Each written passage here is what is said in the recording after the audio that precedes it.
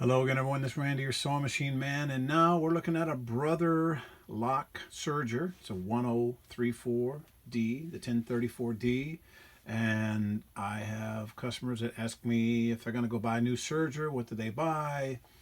I always recommend Janome #1, Juki #2, or sometimes varying back and forth depending on which model it is and what's going on with it and what price point it is. But this one comes in here probably in the top 5, maybe third a lot of times, this brother 1034D, because like you'll see on the ads, they'll tout that it has a heavy duty metal frame. Well, it's beyond that. They all have metal frames, for Pete's sake. They can't attach all this plastic to, lumber, balsa. It has to be metal.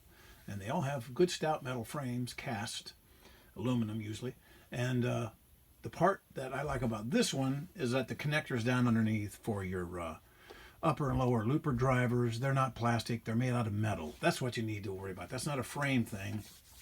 That's a drive component. When your drive components are metal, that supersedes a metal frame because it's almost always a metal frame. I don't know if I've ever seen a machine or a serger or anything that didn't have a metal frame. It's what they attach to it that causes the problem.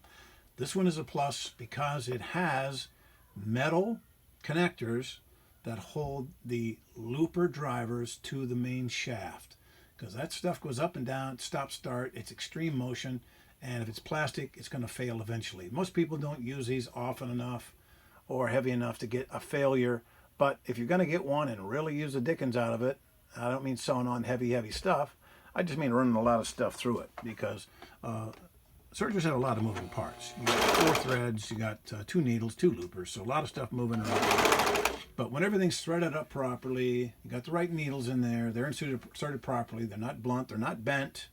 You can get some good work out of a serger as long as you keep it serviced, keep it blown out, keep the buildup of stuff from getting inside. Most of the sergers that I work on are misthreaded. People send them to me because it's making a bad stitch. And they'll make a bad stitch if any one of these is misthreaded. If the thread's not pulled down in between the discs, it will make a bad stitch. If the thread jumps out of any one of the guides, it'll make a bad stitch. If the thread is double looped, you look at it and you see it's there, but you don't look and see that it's looped and then looped again. Maybe it's double looped around there. So what you do, always put your tensions on 0 before you start out if you're having a problem. And pull on the thread at both loopers and at the needles, and pull and make sure there's no resistance. If there's no resistance with this on 0, because then there's no tension, put them on 0 and pull each one and make sure each one of them pulls consistently without any kind of a stop start or a halt or a drag.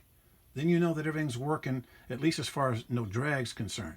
Then you put everything back on 4, 4, 4, 4. You see that it has the notches between. That's the factory telling you this is your starting point. 3, 4, 5, be in that range right there. Come down to 3, up to 5, depending on what you're sewing on. But this one, I put it on all 4s, and it sews just perfectly because it's threaded perfectly. Needles are brand new, nice brand new. Everything on it is new. But if you have a bent needle, a blunt needle, or a burr on the end of your loopers, or if you're using the wrong thread, or if it's threaded improperly, there's a million ways to get in hot water in a serger. They're mind-bogglingly difficult to thread. They come to me misthreaded. Before they come, I try to help the customer over the phone. Is it threaded right? I think so. What's your name? I think it's Rebecca. Nope, you know it's Rebecca. You know how to tie your shoes. You can do it with your eyes closed in the dark, standing upside down. That's the way you have to know how to thread your serger. And trust me, they're not forgiving. There's no forgiveness in the serger. If you miss one looper, one guide, one anything, it will make a mess and you'll make your head explode. So double check your threading. You got your diagram in there. The diagrams are getting bigger and getting better, and they help you out a great deal. Make sure your knife is good. A serger does 3 things. It cuts, feeds, and sews. Sewing is the last thing it does. If the needle is sharp and everything's threaded right, it'll sew. In front of that, if the feeders aren't in the right setting, it won't feed. If the fabric's too thick, it won't feed. If the fabric's too thick, the knife won't cut it because it doesn't have enough opening in the knife to come up and down. Or if the knife is dull, it won't cut even this. And then it'll bog down at the knife and jam and your head explodes. So, complicated little critters. This one here is running like a brand spanking new one. They just needed to have some TLC, and when everything's adjusted properly, that's what you get. You get a real good looking stitch, balanced, locking on the edges, just as good as new. The Brother Lock 1034D. It's not my top. It's not, an old Singer 14U34 from the 70s. But it's a good little Serger. If you got to go out and buy one, you want to go out and spend $200-300, I would recommend it. It's a good little Serger.